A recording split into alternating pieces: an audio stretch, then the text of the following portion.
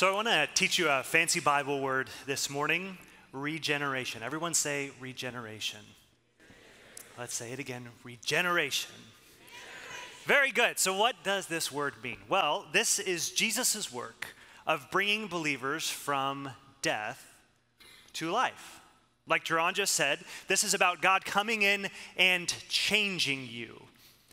So Nicodemus comes to Jesus at night, and he really doesn't even ask him a question. He just sort of starts this conversation. He's like, so Jesus, you've got to be from God because I'm watching the stuff you're doing, and you've got to be from God. And Jesus replies with this, very Jesus cryptic-like response, and he says, if you want to see the kingdom of God, you have to be born again. So a couple parts there. What does it mean to see the kingdom of God? Well, I think for a first century Jew like Nicodemus, that's meant to live God's new life under God's new rule. So if I get to see the kingdom of God, then I get to live and taste and enjoy this good and noble and wonderful reign that God had always intended. In fact, I think it's the very thing that Nicodemus has pretty much been waiting his whole life for. And so Jesus sort of offers it out there, if you want to see the kingdom. But then he follows it up by saying, you have to be born again. In other words, just so you know, you can't get there on your own. I mean, it's actually a lot like the people of Israel. You see, back in the Old Testament, in the book of Genesis, God chose this guy named Abraham. And he said to Abraham, I want to bless you. And Abraham was like, sounds good to me.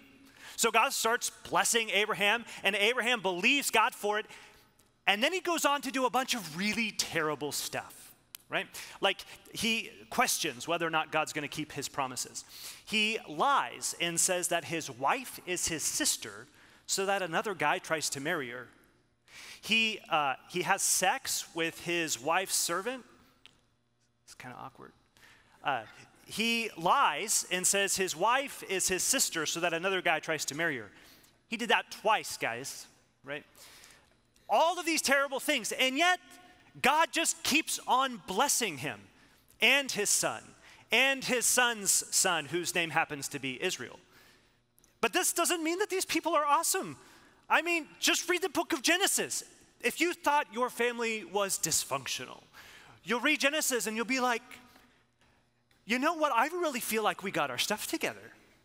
So long story short, the people of Israel grow and grow and grow, and then they end up as slaves. So they cry out to God, and God rescues them, and then he starts to bless them again. And they respond terribly. They're in the wilderness and they're really thirsty, so they get super angry at God. They're starving to death, so they cry out to God. God sends them bread that falls on the ground, and all they got to do is go out and get it every morning, and they're like, oh, gross.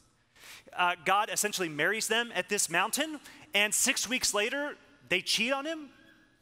I mean, the whole story of the people of Israel is just kind of one extended narrative of how God pours blessing on his people, and they prove that they just don't deserve it. But that's sort of the point, right? The people don't deserve it, so they can never claim that they earned it.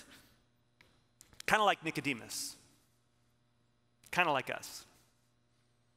I mean, let's face it. We screwed up, right? You've screwed up. Some of you more than others. Just being honest, right? Okay, I want you to think about the last sin you committed before you came to move. Okay, how about the worst sin that you've committed in the last month? The last year? How about high school? I hate to say this since we just met and everything, but you're kind of the worst. I mean, it's okay. I'm kind of the worst too. So it's actually not really okay. It's a big deal. But I'm just saying, I see you, I'm with you, okay? So like Nicodemus, there's this thing that we want, this kingdom of God that sounds awesome. But then we've got this huge problem, ourselves. What are we going to do with that? I mean, just think about that for a second. Think about all of this stuff that we've done. Kind of makes us feel uncomfortable. Kind of stinks to think about how much we stink, right? So Jesus looks at Nicodemus, and he says, if you want to see the kingdom of God, you have to be born again. Now, Nicodemus hears this, and he kind of flips out, right? He's like, wait a second, what? So you want me to like crawl back inside my mom? We're like, oh, no, gross. Whoa, you do not need to talk about your mom like that. That is not what Jesus meant. Jesus says in verse 5, he's like, okay, bud, all right. So if you want to be born again, you have to be born of water and of spirit. It's actually kind of what God was talking about in the Old Testament. You see, at the end of the Old Testament, the people of God, they just kept sinning and sinning and sinning and sinning. And so finally, God like sends them away to another country. But in the book of Ezekiel, God speaks through his prophet to his people, and he tells them how this is ever going to see some sort of resolution. He says this, Ezekiel 36, verse 25. He says, I will sprinkle clean water on you, and you will be clean. I will cleanse you from all your impurities and from all your idols. I will give you a new heart and put a new spirit in you. I will remove from you your heart of stone and give you a heart of flesh. And I will put my spirit in you and move you to follow my decrees and be careful to keep my laws.